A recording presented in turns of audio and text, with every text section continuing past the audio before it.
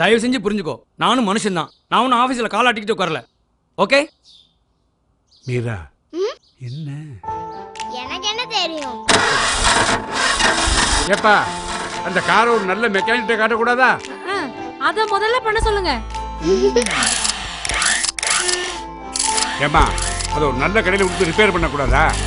எப்படி? முதல்ல அவளை கரெக்டாக இருக்க சொல்லுங்க, அப்புறம் மற்றவங்களை குறை சொல்லலாம். ஒன்று பண்ணுவோமா? பண்ணலாமே. இப்ப பாரு. நல்ல மெக்கானிக் நல்ல கடன் எங்களை குறை சொல்றது இருக்கட்டும். அதானே, முதல்ல நீங்க போய் ஒரு நல்ல டாக்டர் கிட்ட காட்டுங்க. ஐயோ அப்பா, தாத்தாக்கு ஒண்ணும் இல்ல. தாத்தா நடிக்கிறாரு. தாத்தா தான் லட்சுமி ஹாஸ்பிடல்ல காட்டார்ல.